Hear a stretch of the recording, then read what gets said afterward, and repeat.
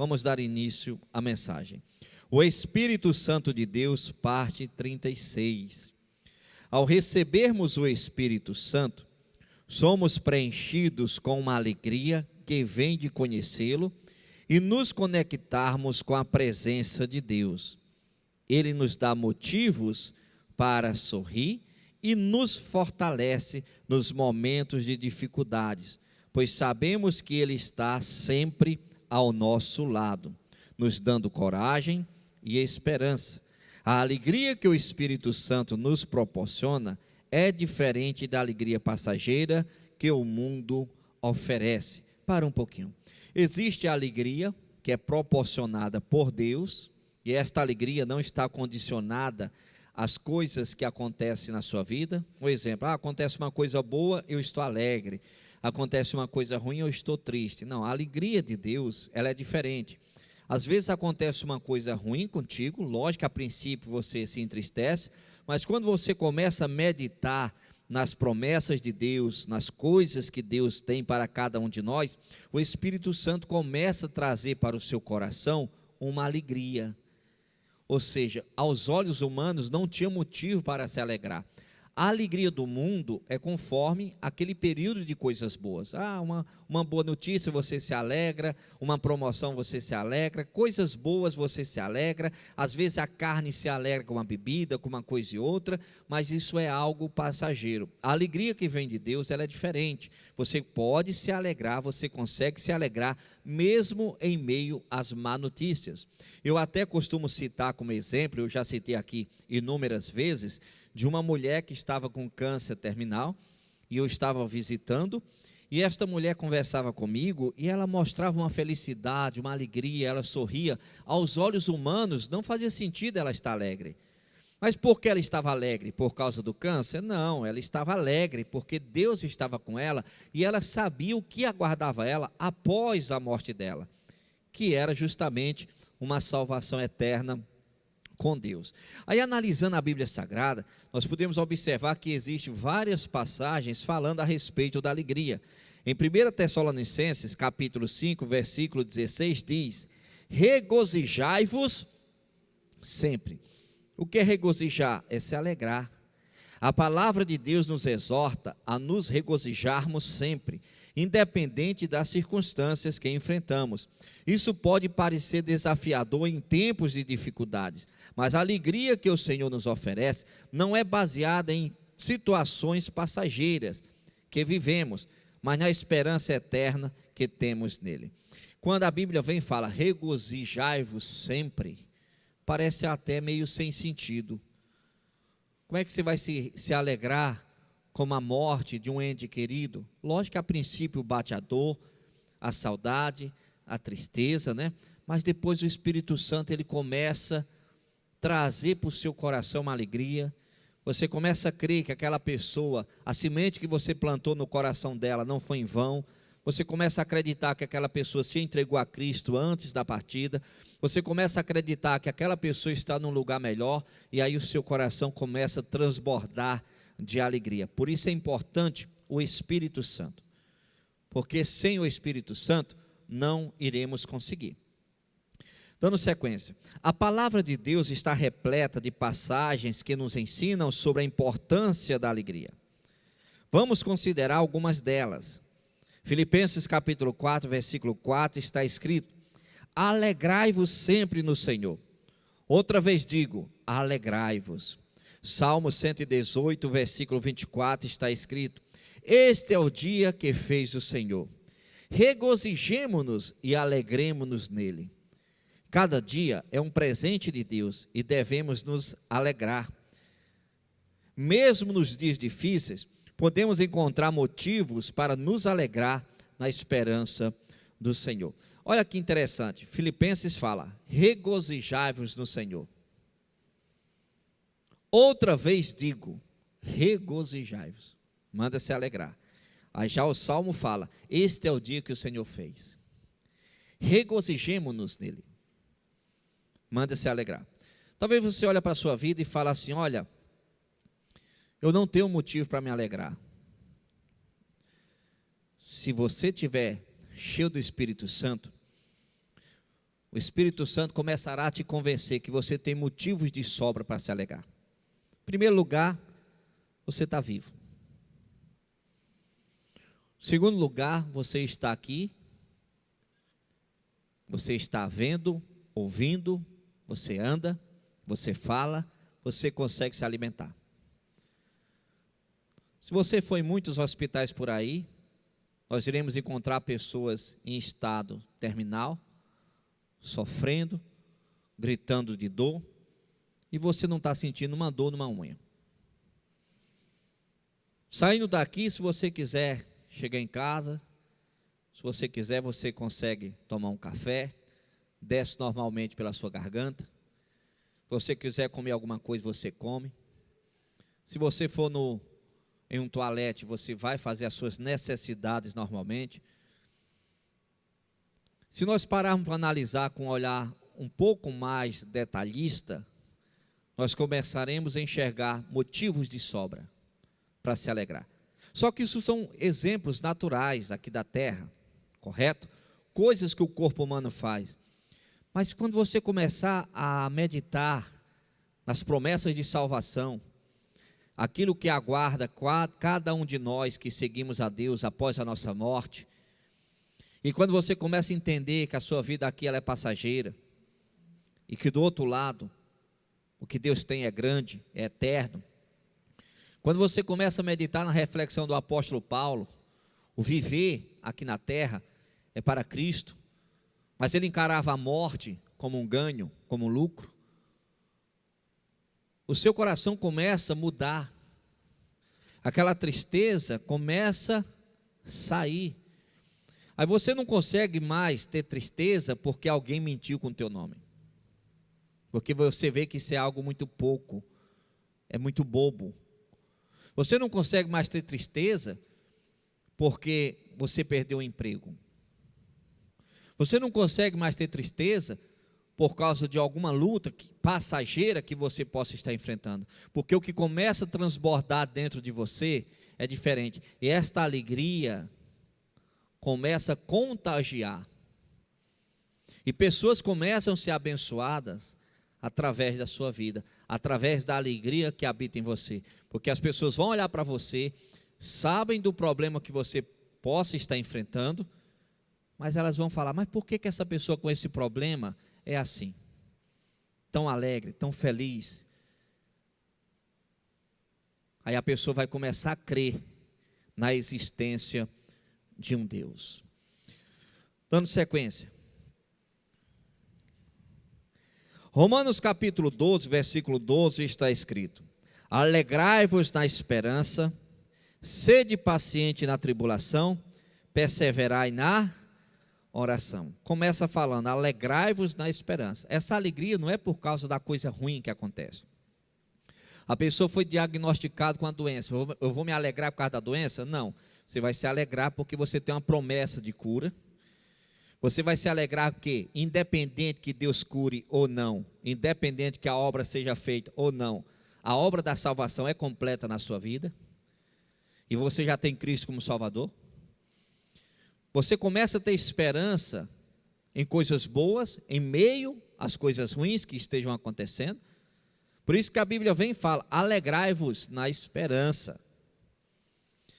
Vamos ver aqui, alegrai-vos na esperança. A esperança é uma característica fundamental da vida cristã, pois nos dá a certeza de que Deus está no controle e que temos uma vida eterna com Ele. Isaías capítulo 64, versículo 4 está escrito: porque desde a antiguidade não se ouviu, nem com ouvidos se percebeu, nem com os olhos se viu um Deus além de ti, que trabalha para aquele que nele espera. Olha que maravilha. Quem é que está trabalhando por cada um de nós? Deus. Então por que nós temos que nos alegrar? Porque ao nosso favor, guerreando a nossa luta, existe um Deus. E é por isso que nós temos que nos alegrar. Aí continuando fala, sede paciente na tribulação. A tribulação se refere aos momentos de dificuldade, sofrimentos e provações que enfrentamos ao longo da vida. Essa parte do versículo nos encoraja a sermos pacientes durante esses tempos, ou seja, a aguardar com calma e confiança pela intervenção de Deus. Tiago capítulo 1, versículo 2 ao 4 está escrito: Meus amados, tende grande gozo quando cairdes em várias tentações, sabendo que a prova da vossa fé produz paciência. Tenha, porém, a paciência e a sua obra perfeita, para que sejais perfeitos e completos, sem falta em coisa alguma. Essa passagem bíblica nos incentiva a vermos as tentações como uma oportunidade de crescimento espiritual. Pense no versículo bíblico que aos olhos humanos não faz sentido. Vamos lá. Meus irmãos, tende grande gozo. O que é gozo? É alegria. Quando caídes em várias tentações. O que é tentação? O desejo de fazer algo que você não pode fazer. Então começa a vir sobre você desejos de fazer algo que você não deve fazer. O solteiro deseja se prostituir. Às vezes vai vir um desejo de mentir. Um desejo de parar de seguir a Deus. Um desejo, às vezes, de fazer algo errado. Isso chama-se tentação. Tentação não é pecado. Eu estou com desejo de parar. Isso não é pecado, isso é tentação. Pecado é quando você para. Aí a Bíblia fala, quando você for tentado, se alegre. Porque através dessas tentações e a sua permanência e não ceder às tentações, é que vem o aperfeiçoamento de Deus na sua vida. É que vem a transformação de Deus na sua vida. É aí que você começa a se tornar uma pessoa melhor. Você sofre várias tentações. Quando alguém erra, você procura entender o lado daquela pessoa. Você enfrenta várias tentações. Quando alguém passa por uma situação, você procura compreender o lado daquela pessoa. Ou seja, Deus foi te capacitando, te preparando, te tornando uma pessoa melhor.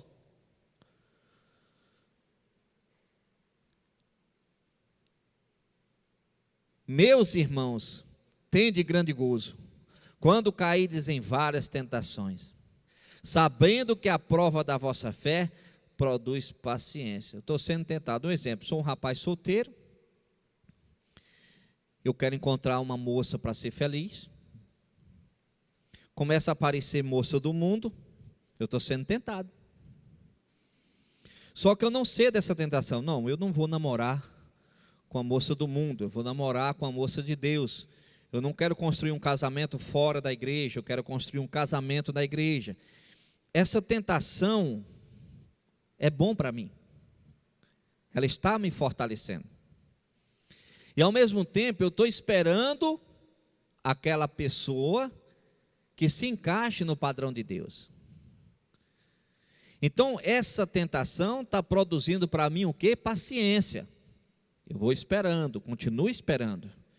Eu não sei da tentação, eu continuo esperando. Essa paciência vai lapidando a minha fé. Eu começo a ter uma fé mais madura. Então, se em algum momento começa a vir uma tentação de mentir, eu já estou lapidado, eu não vou mentir. Porque aquela tentação de se envolver com a moça do mundo, e eu não querer porque é do mundo, já me capacitou mais para quando vier uma tentação de mentir, eu não mentir. Quando vier uma tentação de caluniar, eu não caluniar. Quando vier uma tentação para guardar mágoa, eu não guardar mágoa. Então o que está acontecendo no meio dessas tentações todas?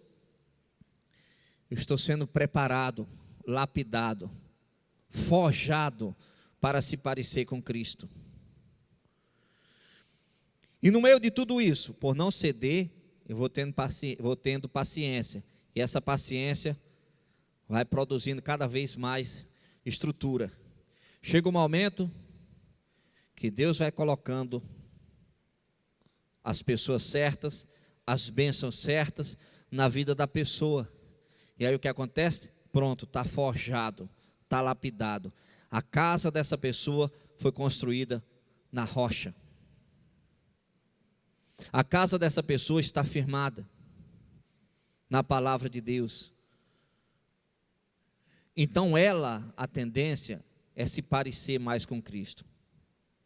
Não vai ser perfeito, porque perfeito só Deus, mas vai ser uma pessoa diferente. Continuando. Vamos ler mais uma vez. Meus irmãos, tende grande gozo, grande alegria, quando caídes em várias tentações, sabendo que a prova da vossa fé produz paciência. Tenha, porém, a paciência e sua obra perfeita, para que sejais perfeito e completo, sem falta em coisa alguma. Aqui fala ter paciência e a obra perfeita. Eu estou sendo tentado, ok.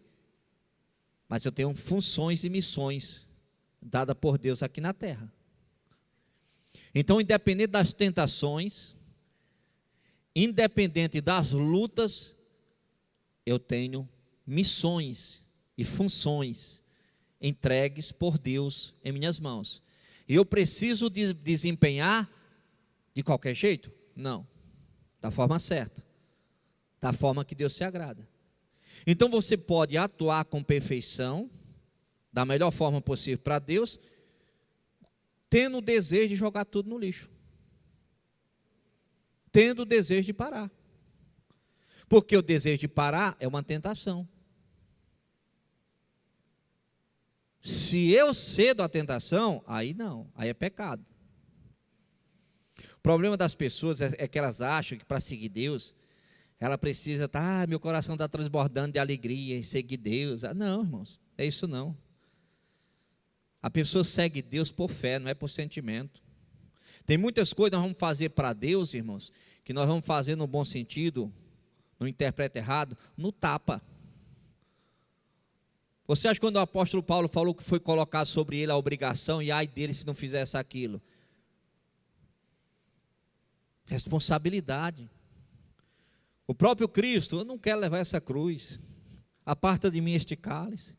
Senhor, aparta de mim este cálice. Levar a cruz, Jesus. Você acha que Jesus estava transbordando de alegria em levar aquela cruz, aquela responsabilidade? Não, ele não queria.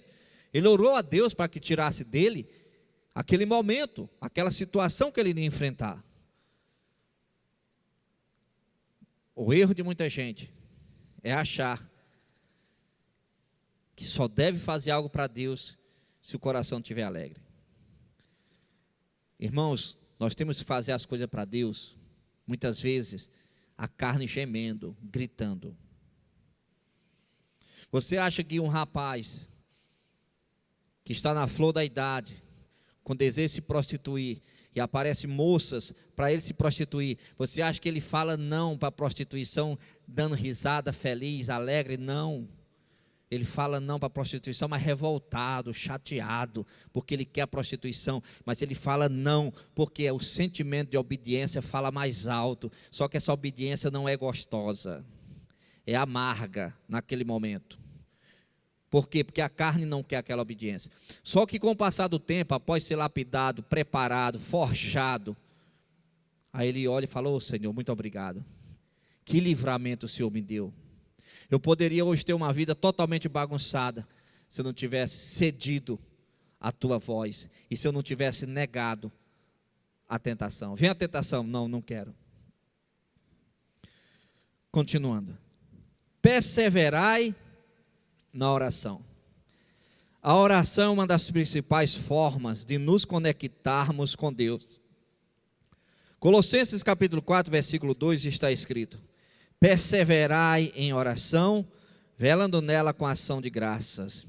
A palavra perseverar significa continuar a fazer algo, mesmo quando enfrentamos obstáculos. O que é perseverar? É você fazer algo que você já está no seu limite. Perseverar, até aqui está tranquilo, daqui para frente você já tem que negar você mesmo. Até aqui você esperou com paciência no Senhor, mas chegou daqui para frente, você tem que continuar esperando com paciência no Senhor. Perseverar é você ir até você conseguir. E quando o assunto fala em perseverar, nós podemos associar uma caminhada a uma jornada. E toda caminhada, toda jornada, às vezes depois de um determinado período, ela torna-se cansativa.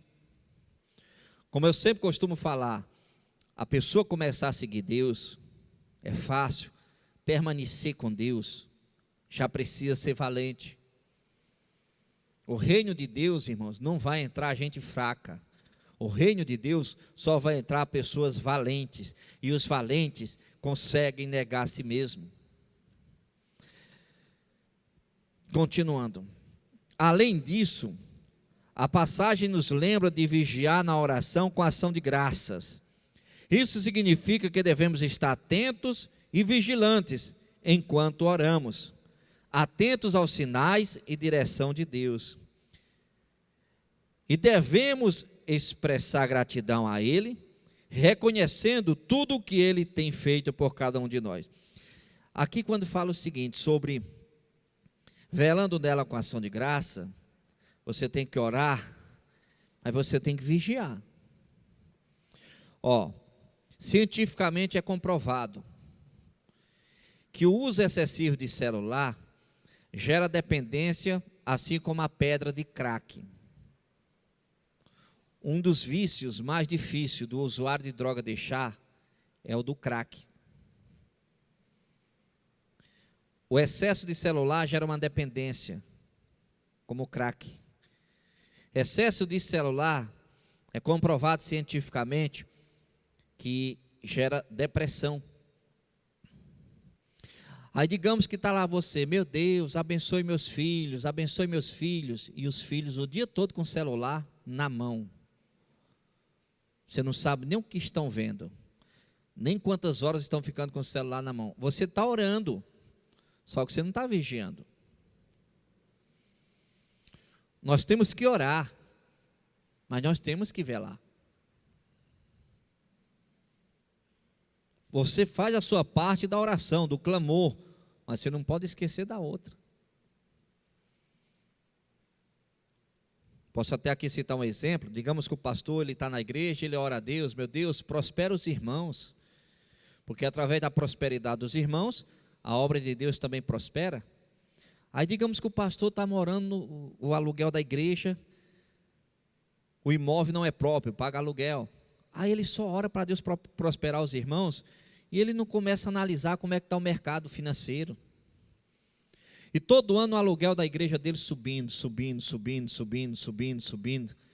E ele não para ver isso daí, ele só está orando, meu Deus, prospera os irmãos, Deus prosperando os irmãos, e os irmãos prosperando a igreja. Só que a toda prosperidade que vai chegando na igreja está indo direto para a conta do dono do salão. Mas por quê? Porque o pastor está orando para Deus prosperar, mas não está vigiando, não está monitorando o aluguel, está deixando o aluguel virar uma bola de neve. Ou seja, ora, mas não vigia. Estou citando aqui um exemplo de aluguel, certo? Mas é tudo. Casamento, vida sentimental, vida financeira, vida espiritual. Não é só orar. Você tem que vigiar. Ora pela vida financeira, mas gasta, não pode ver uma coisa já é comprando, sempre está comprando, nunca para de comprar. Ou você ora pela vida financeira, mas não está vigiando. Tem que parar de comprar, tem que parar de gastar. Ora para Deus abrir uma porta de emprego, mas quando Deus abre a porta de emprego, não tem domínio próprio. Lá na empresa começa a brigar com os demais colegas, perde o emprego. Ora para Deus abrir a porta de emprego, mas não vigia. Aí perde o emprego. Continuando. Que a alegria do Senhor transborde em nossas vidas e seja uma testemunha poderosa do amor de Deus para aqueles ao nosso redor. Que o Espírito Santo nos capacite a viver uma vida de alegria, em nome do Pai, do Filho e do Espírito Santo. Resumindo a mensagem, independente do que possa acontecer na sua vida, existe uma alegria que vem do Senhor. Você estando em sintonia com o Senhor, em obediência ao que o Senhor fala, Você pode ter picos de tristeza, mas a alegria vem logo em seguida colocando a tristeza para fora. Quando você só tem picos de tristeza e a tristeza começa a fazer ninho na sua vida, e a tristeza começa a dominar a sua vida, e você não consegue mais enxergar a luz no fim do túnel, você não consegue ver mais solução para o problema, isso é um sinal que, sem notar, você está se afastando de Deus. Porque quando você começa a se aproximar de Deus, você pode até enxergar problemas, mas você vai enxergar a luz no fim do túnel. E no meio da turbulência, sempre existirá uma fonte de alegria jorrando dentro de você, que esta fonte de alegria a ciência não explica, a medicina não explica, a teologia não explica, o homem não explica, porque ela vem do próprio Deus. Podem tentar explicar, mas não conseguem explicar, porque é algo que vem de Deus. Por isso você encontra pessoas que aos olhos humanos, a vida dela é para ela estar chorando e você vê ela sorrindo. Aquela alegria vem do Senhor, não é comprada. No próximo domingo, daremos continuidade em o nome de Jesus. Feche os olhos, por favor. Coloca a mão no coração. Pai, obrigado, Senhor, por esta mensagem que o Senhor nos trouxe. Que o Senhor, meu Deus, possa abençoar todas essas pessoas. Que todas, sem exceção, sejam alcançadas por Ti. Abençoe poderosamente. É o que eu te peço, em nome de Jesus Cristo, para a Tua glória. Amém. E você que crê, aplauda o Senhor Jesus Cristo bem forte, que Ele merece.